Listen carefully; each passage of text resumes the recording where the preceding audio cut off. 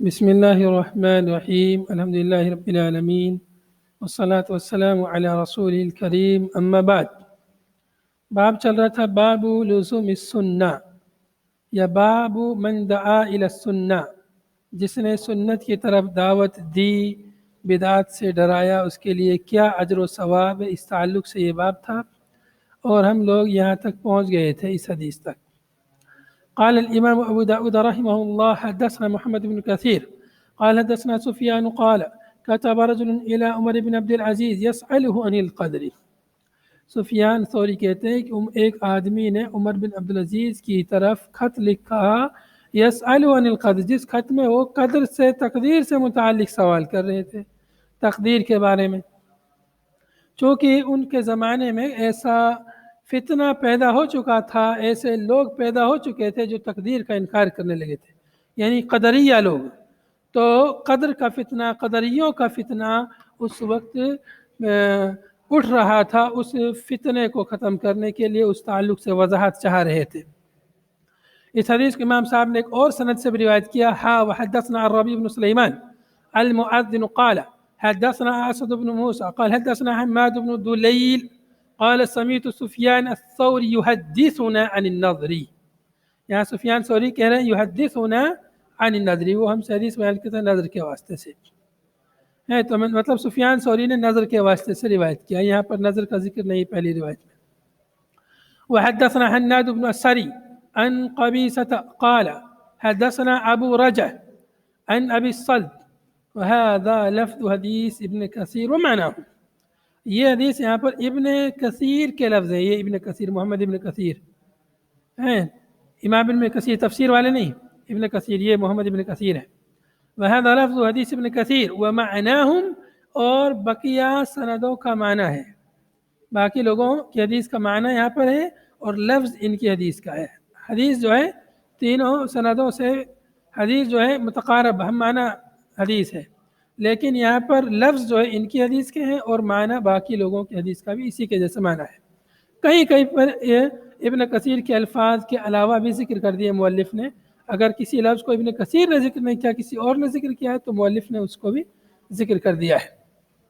قال کہتے ہیں کہ كتب رجل الى عمر بن عبدالعزیز يسأله عن القدر، عمر بن عبدالعزیز کی طرف ایک آدمی نے خط لکھا، اس سے تقدیر کے بارے میں سوال کر رہے تھے۔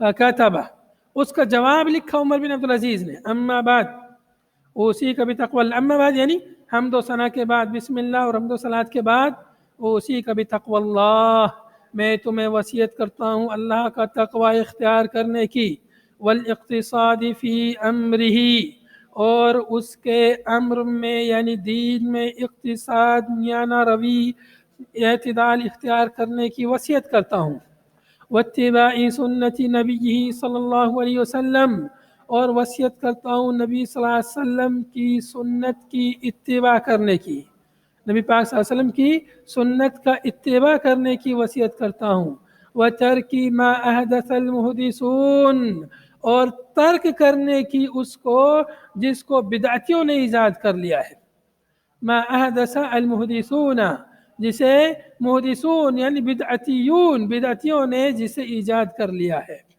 بعد ما جرت به سنته وکفوا مؤنته، بعد اس کے کہ اس کے تعلق سے سنت جاری ہو گئی تھی، سنت کے جاری ہونے کے بعد، سنت کے نافذ ہونے کے بعد اور ضرورت کے کافی ہو جانے کے بعد، وکفوا مؤنته، اور ضرورت کے کافی ہونے کے بعد جنہوں نے دین میں بدعت ایجاد کی ان سے ڈرنے کی، اس کو ترک کرنے کی وصیت کرتا ہوں۔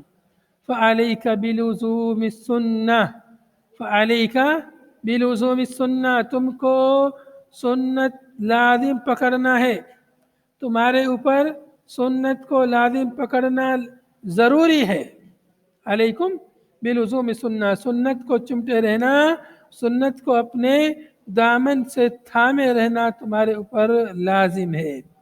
فإنها لك بإذن الله عصمة، اس لیے کہ سنت، فإنها حاضر سنت کی طرح، اس لیے کہ سنت تمہارے لیے اللہ کے حکم سے عصمت ہے، بچاؤ کا ذریعہ ہے۔ سنت پر عمل کرو گے، نبی صلی اللہ علیہ وسلم کے طریقے کو اپناؤ گے تو بدعتوں سے محفوظ رہو گے۔ عصمتن بچاؤ کا ذریعہ، کس چیز سے بچاؤ کا؟ بدعات سے، خرافات سے، ضلالت سے، گمراہی سے، بھٹکنے سے بچ جاؤ گے۔ ثم علم، پھر جان لیجئے، انه لم يبتدع الناس بدعة الا قد مضى قبلها ما هو دلیل علیہا او عبرۃ فیہا۔ جان لو لوگوں نے کوئی بدعت ایجاد نہیں کی مگر بدعت ایجاد کرنے سے پہلے ہی اس کے رد کی دلیل موجود ہے۔ لم يبتدع الناس بدعة، لوگوں نے کوئی بدعت ایجاد نہیں کی الا مگر قد مضى قبلها، اس سے پہلے ہی گزر چکی ہے، ما هو دلیل علیہا، جو اس کے خلاف دلیل ہے۔ اس بدعت کے رد میں دلیل پہلے ہی آ چکی ہے، بدعت کے آنے سے پہلے ہی۔ اور عبرۃ فیہا، یا اس میں کیا نصیحت ہے، اس تعلق سے پہلے ہی دلیل موجود ہے۔ فإن السنة انما سنها من قد علم ما في خلافها، اس لیے کہ سنت کو جنہوں نے سنت بنایا ہے، سنت کو جنہوں نے، حدیث کو جنہوں نے مسنون قرار دیا ہے، جو طریقہ سنت کا نبی پاک صلی اللہ علیہ وسلم کو جنہوں نے دکھلایا ہے، وہ جانتے تھے کہ اس کی مخالفت میں کیا نقصان ہے لوگوں کا۔ ما فی خلافها من الخطأ، ولم يقل ابن کثیر من قد علم، یہ من قد علم کا جو لفظ ہے، یہ لفظ ابن کثیر نے ذکر نہیں کیا ہے، باقی لوگوں نے ذکر کیا ہے، ربیع بن سلیمان نے ذکر کیا، حناد بن سری نے، یہ لفظ من قد علم۔ من قد علم ما فی خلافیہ، اس کی مخالفت میں، سنت کی مخالفت میں کیا نقصان ہے، اس کو وہ جانتے تھے جس نے سنت جاری کی ہے۔ سنت کس نے جاری کی؟ اللہ تعالیٰ نے سنت جاری کی، وہ جانتا اللہ تعالیٰ کی اس کی مخالفت میں کیا نقصان ہے۔ من الخطأ، اس کی مخالفت میں کیا کیا غلطیاں ہیں، والزلل، اور کیا کیا لغزشیں ہیں، اور کیا کیا حمق یعنی حماقتیں ہیں، بیوقوفی ہیں، والتعنت، تعنت تشدد، انتہا پسندی، کیا کیا اس میں انتہا پسندی ہے، سختی ہے۔ آپ دیکھیں گے بدعتی لوگوں کو کتنے سخت ہوتے ہیں بدعتوں پر، سنت کو چھوڑنے کی وجہ سے، اعتدال کی راہ کو ترک کرنے کی وجہ سے ان کے اندر کس قدر تعنت اور تشدد آ جاتا ہے۔ بے جا بلا مخالفت، تھوڑی سی بات کرو لڑنے کے لیے تیار ہو جاتے ہیں، پیار محبت سے محاورہ کرتے ہی نہیں، ہمیشہ جو ہے چیخنے چلانے لگتے ہیں، تو یہ بدعت کا نقصان ہے۔ فرض لنفسک، فرض لنفسک ما رضی به القوم لانفسہم، راضی ہو جا اپنے نفس کے لیے، اپنے نفس کے لیے اس چیز سے راضی ہو جا، اس چیز سے خوش ہو جا جس چیز کو لے کر قوم اپنے نفسوں کے لیے خوش ہو گئی، جس چیز کو قوم اپنے نفسوں کے لیے لے کر کے خوش ہو گئی۔ قوم سے مراد صحابہ کرام، سلف صالحین، سلف صالحین جس چیز کو لے کر کے، یہ تابعین ہیں، حضرت عمر بن عبدالعزیز، ان کے جو سلف صحابہ کرام ہیں، تو سلف صالحین صحابہ کرام جن باتوں سے خوش ہو گئے ان سے تم بھی خوش رہو، اسی پر اکتفا کرو، اس سے زیادہ تجاوز کیوں کرتے ہو؟ صحابہ کرام جتنی باتوں سے خوش تھے وہ کیا کم ہیں؟ ان سے زیادہ تم لوگ تجاوز کر رہے ہو، اس سے آگے بڑھ رہے ہو، تو یہ تو درست نہیں ہے۔ جتنے سے صحابہ راضی ہو گئے تھے اتنے ہی سے تم راضی ہو جاؤ، تم کیوں زیادہ چاہتے ہو؟ اتنا کیا کم ہے جتنا اللہ کے نبی صلی اللہ علیہ وسلم نے سکھلایا ہے؟ اسی پر عمل کر کے دکھلا دو، تب جا کے تم دوسری باتوں پر عمل کر پاؤ گے۔ انہی پر عمل کر لو، ان پر عمل ہو نہیں رہا اور دوسری چیزیں ڈھونڈ رہے عمل کرنے کے لیے۔ فرمایا کہ جن سے وہ لوگ راضی ہوئے ان سے تم بھی راضی ہو جاؤ۔ فرمایا فَإِنَّهُمْ عَنْ عِلْمٍ وَقَفُوا، بعض نسخوں میں علی علم، اس لیے کہ صحابہ اکرام سلف صالحین علی علم وقفوا، علم پر تھے، یعنی وقفوا اس سے واقف کار تھے۔ علم یعنی علم کتاب و سنت کا جو علم تھا اس سے وہ لوگ واقف کار تھے۔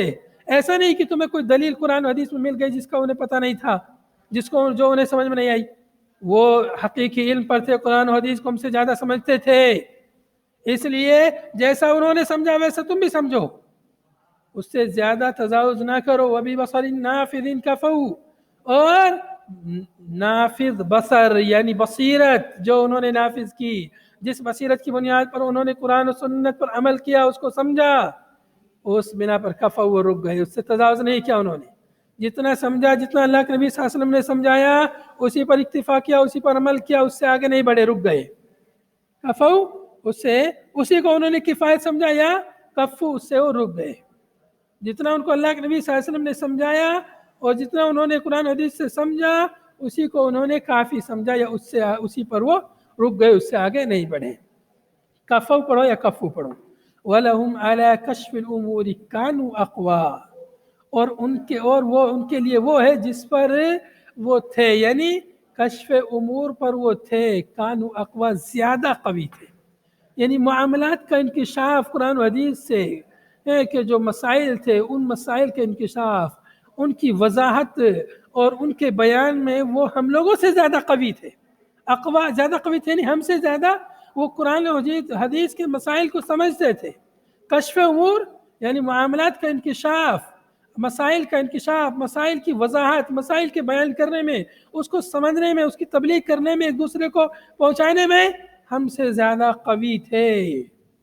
وَبِفَضْلِ مَا كَانُوا فِي أَوْلَى، جس فضیلت پر، جس مقام و مرتبے پر وہ تھے، وہ مقام و مرتبہ ہم سے اعلیٰ، افضل، بہتر، اولا ہے۔ فَإِنْ كَانَ الْهُدَى مَا أَنْتُمْ عَلَيْهِ، اور اگر ہدایت اس کا نام ہے جس پر تم لوگ ہو، جن بدعتوں کو تم لوگ ایجاد کر، دیکھو اس وقت تو بہت کم بدعت تھی، یعنی بہت چند ایک بدعتیں لوگوں نے ایجاد کی تھی، دیکھیں کتنی سختی کے ساتھ ان بدعتوں کا رد کیا عمر بن عبدالعزیز رحمہ اللہ نے۔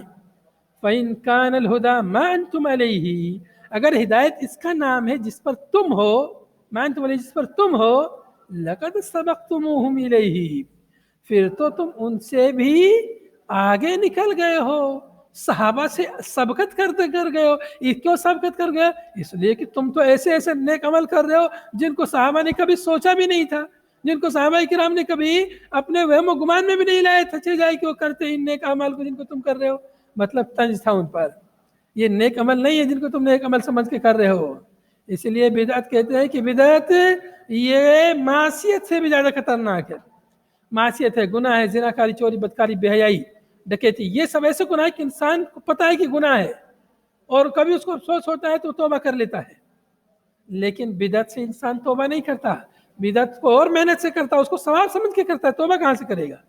تو اس لیے شیطان کو بدعت زیادہ پسند ہے، اسی وجہ سے بدعت زیادہ خطرناک ہے، اسی لیے صحابہ کرام بدعت کے خلاف اس قدر سخت تھے، تابعین، سلف صالحین بدعت کے خلاف اسی لیے اتنی سختی سے پیش آتے تھے۔ اللہ کے نبی صلی اللہ علیہ وسلم اسی لیے ہر جمعہ کے خطبے میں فرمایا کرتے تھے کل بدعت ضلالہ کل ضلالۃ فی النار، ہر جمعہ کو، ہر ہفتہ یعنی یاد دلاتے تھے کہ بدعت سے دور رہو، بدعت سے دور رہو۔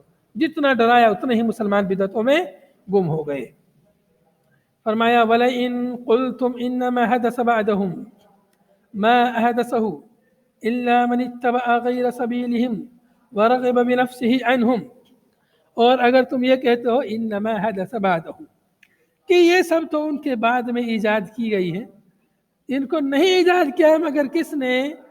جس نے اتباع کی ان کے راستے کے علاوہ کی، من اتبع غیر سبیلی، ان بدعتوں کو ایجاد نہیں کیا ہے مگر اسی شخص نے جس نے اتباع کی صحابہ کرام کے راستے کے علاوہ کی۔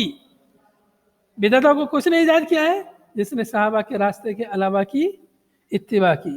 وَرَغِبَ بِنَفْسِهِ عَنْهُمْ، اور ان سے اعراض کیا، ان بدعتوں سے انہوں نے اعراض کیا۔ وَرَغِبَ بِنَفْسِهِ عَنْهُمْ، رغب جب ان کے ساتھ میں آئے تو اعراض کرنے کے معنی میں، تو جس نے بذات خود اور ان سے اعراض کیا، یعنی صحابہ کرام سے، صحابہ کرام کے طریقے سے جنہوں نے اعراض کیا، وَرَغِبَ بِنَفْسِهِ عَنْهُمْ، یعنی صحابہ کرام سے جنہوں نے اعراض کیا انہوں نے بدعتوں کو ایجاد کیا ہے۔ جنہوں نے صحابہ کرام کے راستے کو چھوڑا ان لوگوں نے بدعتیں ایجاد کی ہیں، جنہوں نے صحابہ کرام کے راستے کے علاوہ دوسروں کے راستے کی اتباع اور پیروی کی انہوں نے بدعتوں کو ایجاد کیا ہے۔ یہ اس کا مفہوم جملے کا۔ فَإِنَّهُمْ هُمُ السَّابِقُونَ، تو سن لو وہی سابقون ہیں، یقیناً وہ سابقون الاولون ہیں، سبقت کرنے والے ہیں خیر میں، بھلائی میں، ایمان میں۔ صحابہ کرام کی سبقت، ایک دوسرے پر آگے نیکی کے کامے میں ایک دوسرے پر سبقت لے جانے کی جذبات اور ان کے اندر جو واقعات ہیں ان کو پڑھیے، کس طرح سے ایک دوسرے سے سبقت لے جانے کی کوشش کرتے تھے۔ اور آج تم لوگ جو ہے نئی نئی بدعت ایجاد کر کے سوچتے ہو کہ ہم نے نیا کام کر دیا، ہم نے ان سے بھی زیادہ نیکی کما لی۔ ارے ان سے زیادہ نیکی نہیں کما سکتے، ان کے اندر جو جذبہ تھا نیکی کرنے کا ویسا ہمارے اندر کچھ بھی نہیں ہے۔ صحابہ اکرام کے اندر نیکی کی طرف سبقت کرنے کا جو جذبہ تھا، دیکھیے نبی صلی اللہ علیہ وسلم نے لوگوں کو جہاد کے لیے ایک مرتبہ نکالا، اعلان کیا، سب لوگ آ گئے، کچھ بچوں کو نبی صلی اللہ علیہ وسلم نے ریجیکٹ کر دیا، تم لوگ جہاد میں نہیں جا سکتے۔ ایک بچے نے کہا اللہ کے نبی آپ نے فلاں کو اجازت دی، مجھ کو اجازت نہیں دی، میں تو اس سے زیادہ بہادر ہوں، میں تو اس کو پچھاڑ دوں گا، آپ اسے مجھ سے کشتی لڑا دیجیے۔ نبی صلی اللہ علیہ وسلم نے دونوں کی کشتی لڑائی اور اس نے اس کو پچھاڑ دیا تو اس کو بھی اجازت مل گئی۔ یہ تھا جذبہ ان کے اندر سبقت کرنے کا، ایک دوسرے سے آگے نکلنے کا۔ حضرت عمر رضی اللہ عنہ ہمیشہ کوشش کرتے کہ وہ ابو بکر سے زیادہ نیکی کما لوں۔ ایک دفعہ نبی صلی اللہ علیہ وسلم نے ان کو ابھارا نیکی کرنے پر، صدقہ کرنے پر، صدقہ کی ترغیب دی۔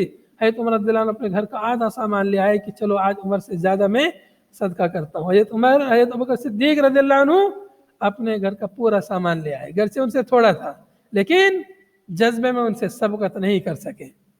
تو یہ جذبہ تھا، بہت سارے واقعات ان کے سبقت کرنے کے۔ وَهُمْ فَإِنَّهُمُ السَّابِقُونَ، وہی نیکی میں، خیر میں، بھلائی میں سبقت کرنے والے نبی صلی اللہ علیہ وسلم پر سب سے پہلے وہی لوگ ایمان لائے، نبی صلی اللہ علیہ وسلم کی سب سے پہلے انہوں نے ہی تصدیق کی تھی۔ آج تم ان سے آگے نکلنا چاہتے ہو؟ فَقَدْ تَكَلَّمُوا فِيهِ بِمَا يَكْفِي، انہوں نے جتنی گفتگو کی ہے وہ ہمارے لیے کافی اور شافی ہے۔ بما یکفی، جو کہ کافی ہے، جو انہوں نے مسئلے بیان کیے، جو وضاحت کی، وہ کافی۔ اپنی طرف سے اجتہاد مت کرو، اپنی طرف سے تم ان سے آگے نہ بڑھو، تجاوز نہ کرو۔ وَوَصَفُوا مِنْهُ مَا يَشْفِي، اور انہوں نے دین کو جو متصف کیا ہے، جو بیان کیا ہے، وہ شافی ہے، کافی اور شافی جو انہوں نے بیان کیا۔ فَمَا دُونَهُمْ مِن مَقْصَرٍ وَمَا فَوْقَهُمْ مِن مَحْصَرٍ، ان سے کم تر کچھ بھی نہیں ہے۔ صحابہ کرام کا جو دین تھا، صحابہ کرام نے جس پر عمل کیا، تو ان کے دین میں اس میں کچھ بھی کم کرنے کی گنجائش نہیں ہے۔ جتنا دین صحابہ کرام کے ذریعے ہم تک آیا ہے اس میں کم کرنے کی گنجائش نہیں ہے، وَمَا فَوْقَ مِمَّا سَرْ، نہ اس میں زیادہ کرنے کی گنجائش ہے۔ یہ اس کا جملے کا مفہوم ہے، اس کے دو مفہوم بنتے ہیں جملے کے۔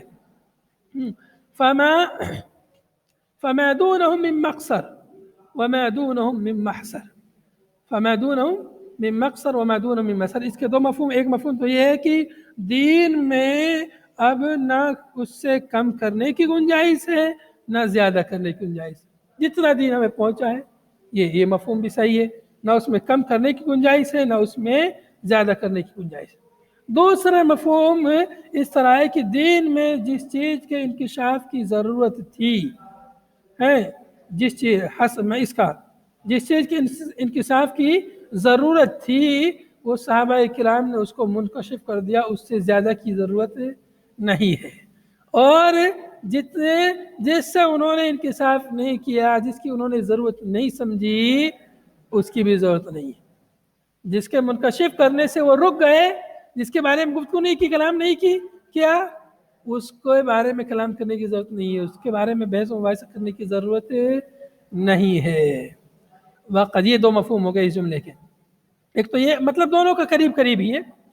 وَقَدْ قَصَّرَ قَوْمٌ دُونَهُمْ فَجَفَوْا، اور ایک قوم نے تقصیر کی، کمی کوتاہی کی، کچھ لوگوں نے کمی کر ڈالی، صحابہ کرام نے جتنا دین دیا تھا اس میں کمی کی، تو یہ کیا جفا، ان لوگوں نے جفا کیا، یہ لوگ جفاکار ٹھہرے، یہ لوگ جفاکار ٹھہرے، مطلب ان کی تنقید کرنے والے ٹھہرے۔ وَتَمَحَ عَنْهُمْ أَقْوَامٌ، اور کچھ لوگوں نے تمام ارتفاع، زیادتی کی ان لوگوں سے، صحابہ کرام سے، اقوام یعنی صحابہ کرام سے، وَتَمَحَ عَنْهُمْ أَقْوَامٌ، انہم یعنی صحابہ کرام سے، عنہم ان سے، صحابہ کرام سے، اقوام کچھ لوگوں نے زیادتی کی، تمہا زیادتی کی، یا ارتفاع کا معنی، فغلط، تو ایسے لوگوں نے غلو کیا، کچھ لوگوں نے غلو کیا، کچھ لوگوں نے جفا کیا۔ تو جنہوں نے کمی کی ان لوگوں نے جفا کیا، اور جن لوگوں نے زیادتی کی ان لوگوں نے غلو کیا۔ وَإِنَّهُمْ بَيْنَ ذَلِكَ لَعَلَى هُدًى مُسْتَقِيمٍ، اور حالانکہ وہ لوگ تو اس کے درمیان تھے، صراط مستقیم پر، لعلی ہدی مستقیم، صراط مستقیم ہدایت کے راستے پر تھے وہ لوگ، اس کے درمیان جفا اور غلو کے درمیان تھے۔ کچھ لوگوں نے ان کی شان میں تنقیص کی، کمی کی، کچھ لوگوں نے ان کی شان میں مبالغہ کیا اور حد سے زیادہ بڑھایا۔ جیسے شیعہ نے حضرت علی رضی اللہ عنہ کو بہت بڑھایا، بہت زیادہ غلو کیا ان کی شان میں، اور بہت دیگر صحابہ کرام کی تنقید کی انہی لوگوں نے۔ تو اس طرح سے وَقَدْ قَصَّرَ قَوْمٌ دُونَهُمْ فَجَفَوْا، اچھا یہ آگے ہے کتبت تسأل عن الاقرار بالقدر، تم نے لکھا ہے، اب خط میں جو لکھا تھا اس کے بارے میں سوال ہے. کتبت تم نے لکھ کر پوچھا تھا عن الاقرار بالقدر، اقرار بالقدر کے بارے میں، تقدیر کے اس بات کے بارے میں سوال کیا ہے کہ تقدیر کا کیا ہے، تقدیر ہے کہ نہیں ہے، اس کا اس بات کرنا چاہیے کہ نفی کرنی چاہیے. قدریہ نے تقدیر کا انکار کر دیا، نفی کر دیا، بولے تقدیر وقدیر کچھ نہیں ہے، سب ایسے ہی ہوتا ہے. قدریہ نے ایسا کیا تھا، تقدیر کا انکار کر دیا. تقدیر ایمان کے 6 ارکان میں سے ایک رکن ہے، اس کا انکار کر بیٹھے قدریہ، اور کہنے لگے کہ تقدیر وقدیر کچھ نہیں ہے، سب ایسے ہی ہوتا ہے. فعل الخبیر باذن اللہ وقعتا، یقیناً تم خبیر پر اللہ کے حکم سے واقع ہوئے ہو، یعنی خبیر سے، جس کو خبرہ ہے، جس کو تجربہ ہے، جسے علم ہے، اس سے تم نے سوال کیا ہے. اپنے بارے میں اشارہ کر رہے تھے عمر بن عبدالعزیز کہ مجھے اس مسئلے کے بارے میں اچھی طریقے سے علم ہے، تو نے مجھ سے سوال کیا ہے اس بارے میں اور مجھے اس کے بارے میں علم ہے، تو میں تجھے بتاتا ہوں، مجھے معلوم ہے اس لیے میں تجھے بتاتا ہوں. ما اعلم ما احدث الناس من محدثة ولا ابتدأوا من بدعة هي أبين أثرا ولا أثبت أمرا من الإقرار بالقدر. ما اعلم ما أحدث الناس من محدثة ولا ابتدأوا من بدعة هي أبين أثرا ولا أثبت أمرا من الإقرار بالقدر. اور جو زیادہ جانتا ہے، ما احدث الناس من بدعت، لوگوں نے جو بدعتیں ایجاد کی ہیں، یا لوگوں نے بدعتیں ایجاد نہیں کی، اور نہ ہی ایک ہی معنی میں وَلَا ابْتَدَعُوا مِن بِدْعَةٍ، اور نہ ہی انہوں نے بدعتیں ایجاد کی ہیں. یا ابین اثرا، اثر کے اعتبار سے زیادہ واضح ہوں، کہ وہ اثر کے اعتبار سے زیادہ واضح ہوں، ولا اثبت، اور زیادہ ٹھوس ہوں، امرن، امر کے اعتبار سے، من الاقرار بالقدر، اقرار بالقدر سے، یعنی اقرار بالقدر ہے یا تقدیر کا جو لوگوں نے انکار کیا ہے، اس سے زیادہ ٹھوس بدعت لوگوں نے بھی ایجاد نہیں کی ہے. جو زیادہ جانتا ہے اسے معلوم ہے کہ تقدیر کی جو بدعت لوگوں نے ایجاد کی ہے، اس سے زیادہ ٹھوس بدعت، اس سے زیادہ اثر رکھنے والی بدعت لوگوں نے ایجاد نہیں کی ہے. اقرار بالقدر تو یہ تو ایسا مسئلہ ہے کہ اس کو زمانہ جاہلیت کے لوگ بھی جانتے تھے. لقد کان ذکر فی الجاہلیت الجہلاء، جاہلیت میں جہلاء نے بھی اس بدعت کو ذکر کیا ہے. جاہلیت میں جو جہلاء تھے، جاہل لوگ تھے، ان لوگوں نے یتکلمون بھی فی کلامہم وفی شعرہم، اپنے کلام میں، اپنی شعر و شاعری میں بھی تقدیر کو لوگ ذکر کرتے تھے، گفتگو کرتے تھے تقدیر کے بارے میں. یعزون به انفسهم علی ما فاتهم، یعزون یعنی تعزیہ کرتے تھے اس کے ذریعے، یعنی اپنے نفسوں کو تسلی دیتے تھے. یعزون به انفسهم علی ما فاتهم، جو ان سے فوت ہو گیا تھا، ان سے فوت ہو جاتا ان کا عزیز اقارب، کوئی مر جاتا تو اس سے اپنے نفسوں کو تسلی دیتے تھے، تعزیہ کرتے تھے کہ اللہ نے تقدیر میں لکھا تھا، ایسا ہوا ہے، اللہ نے تقدیر میں لکھا ہے، تو اس طرح تسلی دیتے تھے. ثم لم يزده الاسلام بعده الا شدہ، پھر اسلام نے اس تقدیر کے مسئلے میں کچھ زیادہ نہیں کیا ہے. تقدیر کی بات تو ایسا نہیں کہ اسلام کوئی نیا لائے، پہلے سے تھی، اسلام نے تو اس میں مزید پختگی عطا فرمائی ہے. ثم لم يزد الاسلام بعد الا شدۃ، پھر اسلام نے اس میں کچھ زیادہ نہیں کیا مگر جو کچھ تھا اسی میں پختگی عطا کی ہے. تو یہ چیز تو پہلے سے تھی، ایسا نہیں کہ کوئی نئی چیز ہے، پہلے سے لوگ جانتے تھے. ان کو بھی، وہ جاہل لوگوں کو بھی اتنی عقل تھی کہ تقدیر پر ایمان رکھنا ضروری ہے، اور تم لوگ جو ہے قرآن حدیث کا علم رکھنے کے باوجود پھر ایسی جو ہے غلطی کر رہے ہو اور تقدیر کا انکار کر رہے ہو. تو اس طرح سے حضرت عمر بن عبدالعزیز نے ان کو یہ سمجھایا کہ جو جانتا ہے جاہلیت کے حوال کو، سب کو معلوم ہے کہ یہ جو سب بدعتیں ایجاد کی ہیں لوگوں نے، یہ ساری بدعتیں جو ہے بالکل، یعنی یہ بدعت تقدیر کے تعلق سے یہ بہت ہی خطرناک بدعت ہے.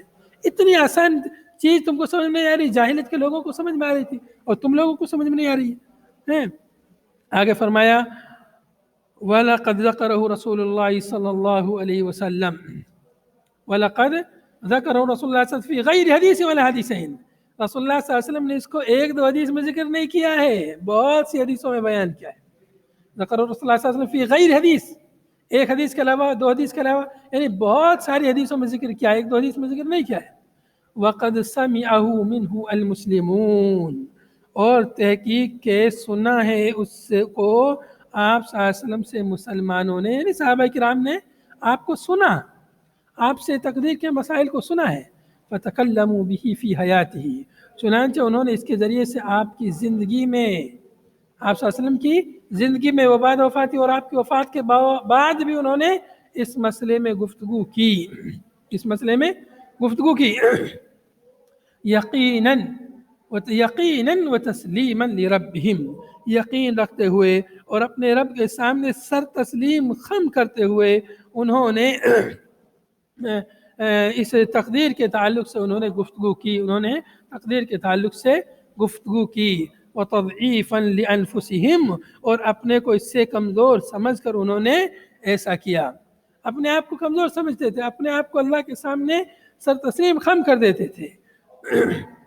اور فرمایا ان یکون شیء، ان یہاں پہ نافیہ ہے، ان یکون شیء لم یحط به علمه ولم یحصه کتابه ولم یمضی فیہ قدرہ، نہیں ہے کوئی چیز، ان یہاں پہ نافیہ، نہیں ہے کوئی چیز لم یحط به علم، جس سے اس کا علم محیط نہ ہو، کوئی چیز ایسی نہیں ہے جو اللہ کے علم سے باہر ہو، جس سے اللہ کا علم محیط نہ ہو، ہر چیز کو اللہ کا علم محیط ہے، اللہ کا علم گھیرے ہوئے ہے۔ وَلَمْ يُحْصِهِ کتاب، کوئی چیز ایسی نہیں جس کو اس کی کتاب نے گنا نہ ہو، جس کا ذکر اس کی کتاب میں، یعنی کتاب قدر میں، لوح محفوظ میں جس کا ذکر نہ ہو۔ وَلَمْ يَمْضِ فِيهِ قَدْرُهُ، اور کوئی چیز ایسی نہیں ہے جس کے بارے میں تقدیر کا فیصلہ نہ ہوا ہو۔ وَإِنَّهُ مَعَ ذَلِكَ لَفِي مُحْكَمِ كِتَابِهِ، اور اس کے باوجود یہ کتاب محکم میں موجود ہے، اللہ تعالیٰ کی کتاب میں یہ چیز موجود ہے، کتاب قرآن پاک میں موجود ہے، کتاب لوح محفوظ میں موجود ہے، تو ہر جگہ یہ چیز موجود ہے، اس کے باوجود تم اس کا انکار کر رہے ہو۔ وَعَلِمُوا مِن تَأْوِيلِهِ مَا جَهِلْتُمْ، اور انہوں نے جان لیا، صحابہ کرام نے اس کی تعویل یعنی تفسیر کو، جس سے تم لوگ جاہل ہو۔ قرآن پاک میں جگہ جگہ تقدیر کا مسئلہ موجود ہے، اس کی جو تفسیر ہے، اس کی جو تعویل ہے، اس کا جو بیان وضاحت ہے، صحابہ کرام نے اس کو سمجھا تھا، اسی طرح انہوں نے بیان کیا ہے، اور تم لوگ اس سے جاہل ہو، تم لوگ نہیں سمجھ رہے ہو، تم لوگ سمجھ نہیں پا رہے ہو۔ آگے فرمایا وَلَئِن قُلْتُمْ، اور اگر تم یہ کہتے ہو لِمَا أَنزَلَ اللَّهُ آیَةً كَذَا وَلِمَا قَالَ كَذَا، اللہ تعالیٰ نے فلاں آیت کیوں نازل کی، ایسا کیوں فرمایا اللہ تعالیٰ نے، اگر تم یہ کہتے ہو، اچھا یہ رب چھوڑ گیا، مِنْهُ اقْتَبَسُوا وَمِنْهُ تَعَلَّمُوا، اور اسی سے، ان کتاب محکم سے انہوں نے اقتباس لیا یعنی سیکھا، وَمِنْهُ تَعَلَّمُوهُ، اور اسی سے تم بھی اس کو سیکھتے ہو، یعنی قرآن پاک سے ہی تم بھی علم حاصل کرتے ہو، انہوں نے بھی قرآن پاک ہی سے علم حاصل کیا۔ اور اگر تم یہ کہتے ہو اللہ تعالیٰ نے فلاں آیت کیوں نازل کی، ایسا کیوں نازل کیا، ایسا کیوں کہا، تو ان آیتوں کو تو انہوں نے بھی پڑھا جن کو تم پڑھ رہے ہو۔ لَقَدْ قَرَأُوا مِنْهُ مَا قَرَأْتُمْ، جن آیتوں کو تم پڑھ رہے ہو صحابہ کرام نے نہیں پڑھا تھا، انہوں نے بھی پڑھا تھا ان آیتوں کو، انہوں نے ان آیتوں پہ اعتراض نہیں کیا، انہوں نے تو نہیں کہا کہ ہمیں سمجھ میں نہیں آتا جو تم کہہ رہے ہو۔ وَعَلِمُوا لَقَدْ قَرَأُوا مِنْهُ مَا قَرَأْتُمْ وَعَلِمُوا مِنْ تَأْوِيلِ مَا جَهِلْتُمْ، اور انہوں نے اس کی تعویل کو جانا جس سے تم لوگ جاہل ہو۔ وَقَالُوا بَعْدَ ذَلِكَ كُلِّهِ بِكِتَابٍ وَقَدَرٍ، اور ان سب کے بعد انہوں نے کتاب اور تقدیر کی بات کہی، یعنی کتاب یعنی تقدیر میں، لوح محفوظ میں جو لکھا ہوا ہے تقدیر میں، اس کے تعلق سے انہوں نے بات کہی، اس کا انہوں نے انکار نہیں کیا۔ وَكُتِبَتِ الشَّقَاوَةُ، بدبختی لکھتی گئی ہے، تقدیر میں ہر بات لکھ دی گئی ہے، اچھا برا جو کچھ ہے۔ وَمَا يُقَدَّرُ يَكُنْ، اور جو کچھ بھی ہونا ہے مقدر میں لکھا ہے، جو مقدر میں لکھا ہے یکن وہ ہوگا۔ وما یقدر، اور جو مقدر میں ہے یکن وہ ہوگا۔ وما شاء اللہ کان، جو اللہ نے چاہا وہ ہوا۔ وما لم یشاء، جو اللہ نے نہیں چاہا لم یکن، وہ نہیں ہوا۔ ولا نملک لانفسنا ضرا ولا نفعا، اور ہم اپنے نفسوں کے لیے نفع نقصان کے مالک نہیں ہیں۔ ولا نملک لانفسنا، ہم مالک نہیں اپنے نفسوں کے لیے ضرا نقصان کا، ولا نفعا، اور نہ ہی نفع کا، ہم نفع نقصان کے مالک نہیں ہیں. ثم رغبوا بعد ذلك ورهبوا، پھر اس اعتقاد کے بعد بھی اگلے لوگ یعنی پہلے لوگ صحابہ کرام یعنی اچھے کام کرتے تھے، برے کاموں سے ڈرتے تھے.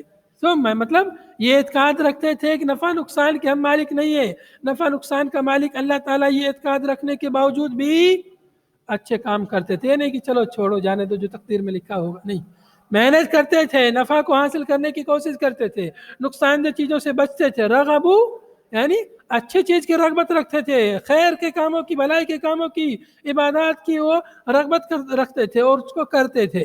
ایسا نہیں کہ چلو جانے دو نہیں کریں گے، جو تقدیر میں ہے وہ ہوگا، ایسا نہیں کہتے تھے، بلکہ رغبت سے کرتے تھے اچھے کاموں کو. اور رہبو اور ڈرتے تھے برے کاموں سے، ان کے انجام سے، معصیت سے، نافرمانی سے ڈرتے تھے صحابہ کرام. یہ ان کا عقیدہ تھا تقدیر کے بارے میں. تو تقدیر یہ کیا ہے؟ تقدیر ایمان کے 6 رکنوں میں سے 6واں رکن ہے. اس پر ایمان رکھنا ضروری ہے. جو اس کا انکار کرے وہ مسلمان نہیں. تقدیر کے 4 مراتب ہیں: علم، کتابت، خلق و مشیت. اللہ کو علم ہے تقدیر کے بارے میں، جو کچھ کب کیا ہوگا، کب ہوا، کیسا ہوگا، سب اللہ کو علم ہے. اس لیے اللہ تعالیٰ نے اس کو لکھ دیا تقدیر میں، لوح محفوظ میں، نوشتہ تقدیر میں لکھ دیا ہے. اور اللہ تعالیٰ ہی کے حکم سے، اس کی اذن سے اور اسی کی طاقت اور قوت سے ہر چیز پیدا ہوتی ہے. کوئی اس کی اذن اور اجازت اور حکم یا طاقت کے بغیر پیدا نہیں ہو سکتی ہے. اور اس کی مشیت کے بغیر بھی کچھ نہیں ہو سکتا ہے. اس کی مشیت، یہ 4 چیزیں، علم، کتابت، خلق اور مشیت، یہ 4 چیزیں ہیں تقدیر کے جو مراتب ہیں، یہ تقدیر کے درجات ہیں یا ارکان ہیں تقدیر کے. ان پر ایمان رکھنا ضروری ہے. تو صحابہ کرام رضی اللہ عنہ کا عقیدہ اس حدیث سے، اس اثر سے ہمیں معلوم ہوا.